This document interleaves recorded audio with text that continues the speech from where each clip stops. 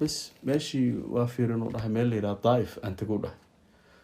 طائف مركان تجي يدمو سعودي وماشي لو ديارنا ولا توبران أنت قوله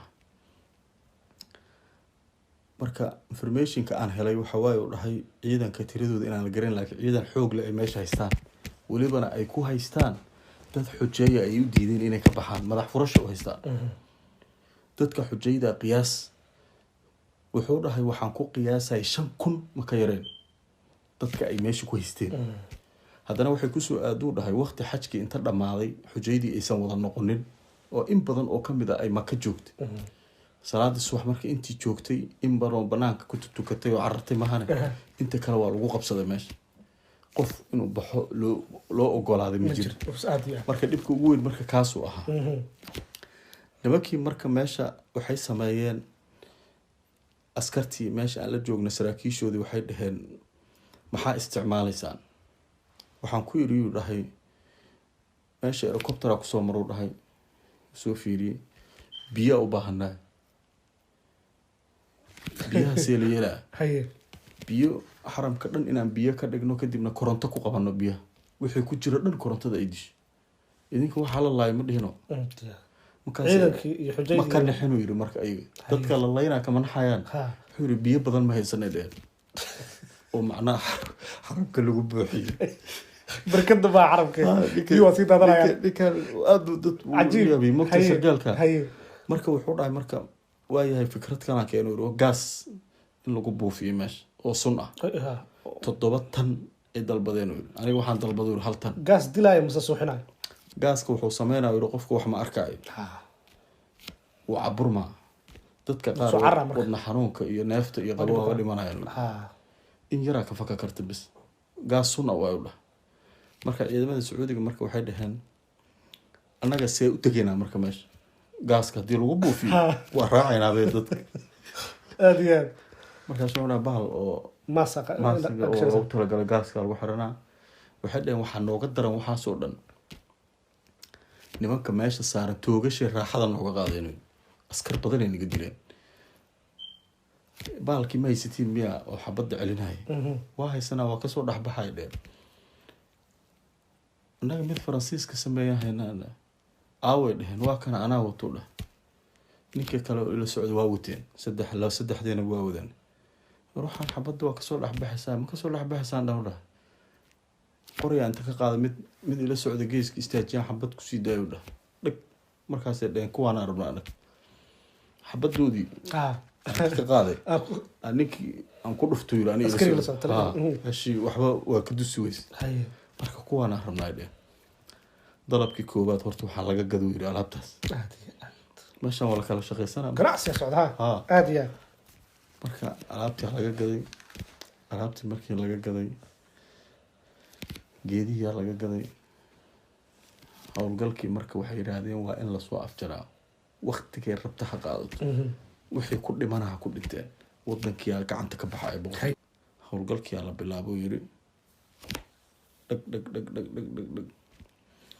horta markii intii aan process wixii dhan wadnay waxa qaadatay 4 maalmood u dhahay anaga hawlgal ma bilaabin maalinkii 15aad oo intay meesha qabsadeen laga bilaabo aan shaqada bilaabo u dhahay dadkii meesha ku jira waxay cunayaan inta waxay cunayaan maxaa ka jira isaga 15 maalmood meesha ku go'doonsiyay aadiya markaas wuxuu yiri gaaskii lagu bilaabo meesha haye maalinkii subaxdii aroortii 7 meelahaas aan ku bilaawno doorkii markay 12 ka ahayd hal qof nuxsanay kuma jirin u dhahay jaa waa dhamaaday hawlgalkii haye waxaan la yaabo u dhahay 70 qof badbaad aniga ma isleen oo suntaana qofka badbaadi karaa 70kii badbaaday waxa ku jiro u dhahay ninkii kooxda wata haye ajiib 70koodii waa la qabto dhahay su'aalu marka ninka ku celiyo wariyaha wuxuu yiri Sacuudigu waxay noo sheegeen 300 oo qof inay meesha ku dhimatay adiga maxaa noo sheegay ninka marka faylala u yaala gurigiisa markaan moogta ajnabiga shaqo kasta uu qabsado wixii uu kala galay aadiya faylashiisa wixii la soo baxay wuxuu yiri dadka meesha ku dhintay 5,000 ahaayeen hadaysan ka badnayn oo xujay masaakiin oo badan oo dhahay aada uga naxu dhahay ma dhicin oo dhahay nolosheeda intaas oo qof suuq intaas la eg saacada kooban ku dhacay weligii ma arkin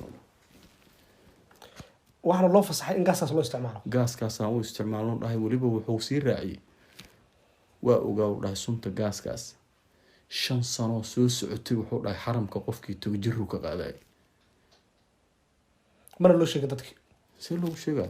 sun waa u dhahay waxaan sanooyin dhowr ah ayay weli sii noolaa dhibaatadiisu jirtuu dhahay oo dadkii taga meesha waxbaa soo gaarayo dhahay waa hubaa taas waxaa iigu yaab badneedu yidhi aniga gaaska 1 tan aan dalbado dhahay sacuudiga waxay dhaheen 7 ka dhig ninkii aan u qoray oo dhahay oo faransiiska jooga wasiirkii difaaca 7 tan oo gaas aan rabaa markaan dhahu dhahay madaxu gacmaha saar ma magaalada dhan burburinayso see waxu jiraan u dhahay maalinta markaasuu wuxuu yidhi waa u baahanaa nimankaana dalbanaya wuxuu igu yiri u dhahay aniga 7 tan ma saxiixa oo dad oo masaakiina lagu leeyahay fiirinta leegtahay adiga mas'uuliyadeeda qaado idhu dhahay kaasaan ani ma qaadayo ilaa madaxweynaha uu soo dhex galo yiri uu yiraahdo hala sii sacuudiga ciidankooda waxay sheegeen inay iyaga soo afjareen iyagoo ka ordaya waagaas waxaa jira dowlado awood leh turkiga bakistan dowlado ciidamo fiican haystaa jira muslimiin oo sacuudiga ciidankiisu hadduu tabar daran yahay iyaga caawini karay oo badbaadin karay xaramka way diideen waxay yiraahdeen annagaa hawshii soo afjarnay oo soo gabagabaynay ciidankeena yaa sameeyey marka adiga waxaa leeyahay ma noo xaqiijin kartaa waxaa jira markii maka la galayo dadka aan diinta muslimka ah haysan inaysan gudbi karin xaramka iskaba dhaaf xaramka inaad tagtay oo aad kasoo shaqaysay oo howlgalkaan hogaamisay adigii ciidankaaga ma noo cadeyn kartaa wuxuu leeyahay haa muslim ma aheedaa leey diin yaaba i weydiiyo dhaanin wax diin weydiiyo oo diin la weydiiyey ma jirin ciidankayga gudaha iyo banaankaba waa joogno dhahay daakhilka iyo khaarijkaba waa joogno dhahay howlgalka waa wad sheekadaas marka waxay noqotay ama kaaga noqotay marka waxaa la yidhi sababta ay u qariyeen faransiiska iyo sacuudiga muddada intaas la eg 40 sano xasuuqaas weyn oo dhacay dad badanaa ilaa hadda la laaya xajkii si uu aada sooma noqonaa la taagan mugta 5,000 number yar ma tira yar ma oo adduunka dhan ka timid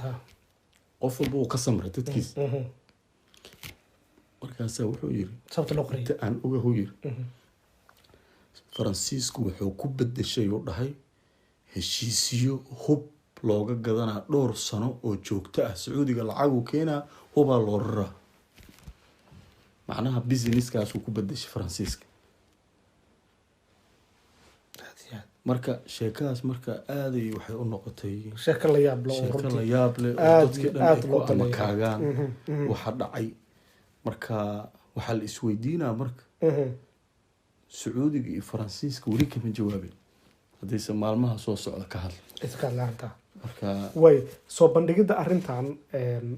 waxaa kaloo jirtay arrin dhacdo kaloo ka dambeysay oo 87 bishii Juulaay ka dhacday xaramka oo koox Shiica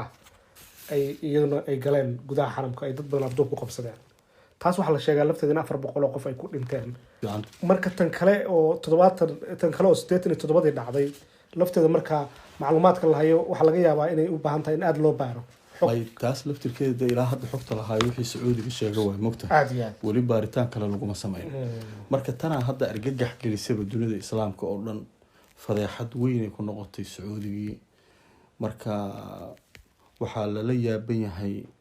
waxa intaas la eg ee dhacay iyo sida loo qariyay 40 sano kadib